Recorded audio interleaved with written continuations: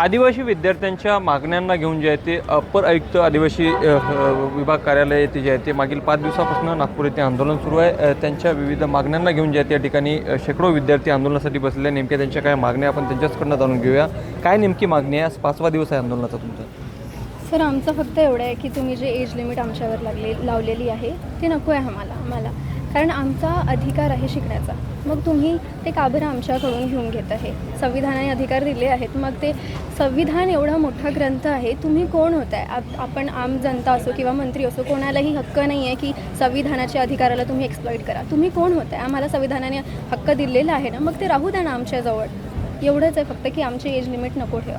मात्र आदिवासी मंत्री महोदयांनी जे आहे ते 26 वरून 30 पर्यंत करण्याचं सांगितलेलं आहे, तर त्या संदर्भात तुम्ही समाधानी? पण तरीही आम्ही सॅटिस्फाईड नाही आहोत त्यामध्ये, कारण प्रत्येक मुलाची वेगळी कंडिशन असते, वेगळं पोटेन्शियल असते, तर तो त्यानुसार जातो। ठीक आहे, तर मग आम्हाला आम्ही एकतर गावखेड्यातून आलेले विद्यार्थी, ठीक आहे, आम्हाला सिटीमध्ये आल्यानंतर कळते की आमचं पोटेन्शियल काय, आम्हाला कोणत्या फील्डमध्ये जायला पाहिजे, काय करायला पाहिजे। मग त्यासाठी आम्हाला पण तर वेळ पाहिजे ना।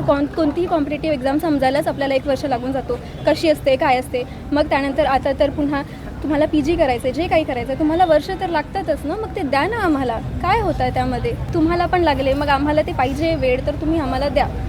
बरं, जी नियम काढले होते 26 वर्षापर्यंतची वयाची अट मर्यादा, त्यावर कुठं ना कुठे 2 पावलं सरकारने मागे घेतलेलं आहे। तुमची अजून काय नेमकी मागणी राहणार? तुम्ही 2 पावलं मागे? सर, आमची एवढीच मागणी होती की सुरुवातीला आम्ही हेच मागणी केलं होतं की 26 वर्षाची अट हे थोडं कमीच होतं आहे, आणि पूर्वीच्या GRमध्ये अशी काही अट नव्हती।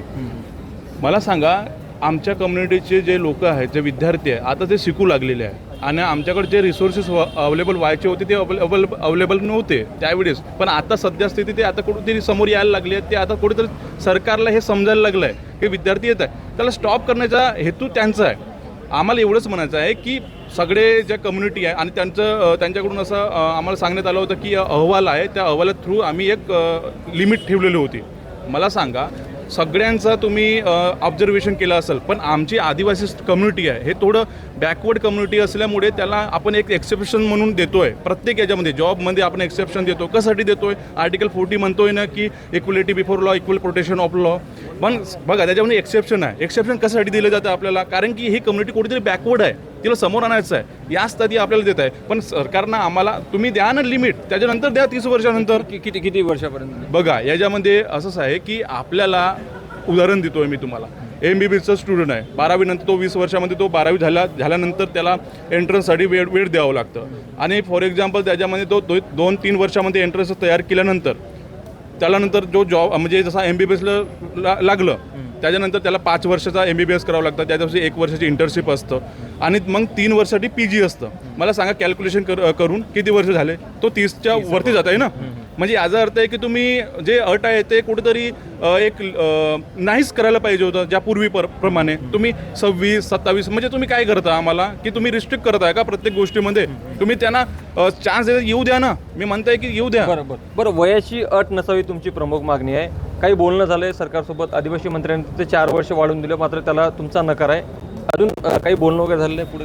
हो सर, झालं आहे, सचिवांसोबत झालं आहे मंत्र्यांचं, आणि VC सोबत झालं आहे, आणि जर काय राज्यमंत्री नाही मंत्र्यांसोबत झालं आहे, आदिवासी मंत्र्यांसोबत बोलणं झालं आहे। पण त्यांचा जर तोडगा काढायचं होतं ते 14 ऑगस्टलाच काढायला पाहिजे होतं ना। आमची तर मागणी होती ना की आम्हाला वयाची अट नको, मग त्यांना अर्धा तास 1 तास लागू शकते तो GR बदलायला, म्हणजे 30 अट करायला, तर मग ते आमची वयाची अट नको हे पण करू शकत होते ना। मग त्यांना आमचं दिसत नाही का आमची मागणी काय आहे? जर त्यांनी परिशिष्ट 4थ्या याच्यामध्ये केली आहे की 26 वरून 30 केले, आणि त्यांनी अशी पण अट ठेवली आहे की जर आपलं एज्युकेशन घ्यायचे तर BA नंतर MA नंतर म्हणजे वरच्या एज्युकेशननुसार जायचं आहे। मला सांगा, आता मी टीचर भरतीची तयारी करत आहे, आमच्या डिपार्टमेंट जो नागपूर डिपार्टमेंट आहे त्यात एक पण जागा आमच्या आदिवासी डिपार्टमेंटचे आम्हाला नाही आहे। मग सांगा, आम्हाला त्याच्यासाठी डबल MA तर करावंच लागेल ना। मग त्यांना दिसत नाही का? मग आम्हाला ही मागणीच नको, म्हणजे तो GRच रद्द पाहिजे आम्हाला। बरोबर, तुम्हाला शेवटचा प्रश्न आहे, काय आता भूमिका राहील? स्वतंत्रता दिवस तुम्ही याच ठिकाणी सेलिब्रेट केलात, काय भूमिका राहणार आहे तुमची लवकरात लवकर सरकारने तुमच्या मागण्या मांडण्यासाठी? आमचं काय स्वतंत्रता दिवस सर, आमचे अधिकार तर आमच्यामध्ये राहू दिले नाही त्यांनी। तर सरकार जर आमच्या मागण्या ऐकणार नाही प्रत्येक जिल्ह्यातले जे स्टुडंट्स आहेत ते सुद्धा इथे येतील आणि इथे येऊन आमचा तो प्रोटेस्ट चालू राहणार. नक्कीच आपण पाहू शकतो की मागील 5 दिवसापासून आदिवासी विद्यार्थ्यांचं या ठिकाणी आंदोलन सुरू आहे. वयाची अट नसावी ही प्रमुख त्यांची मागणी आहे. आदिवासी मंत्र्यांनी जे आहे ते निर्णय काढलं होतं की 26 वर्षापर्यंत अट असावी, मात्र विद्यार्थ्यांचं आंदोलन सुरू झाल्यानंतर 26 वरून 30 करण्यात आली, परंतु त्यालासुद्धा या विद्यार्थ्यांचा विरोध आहे.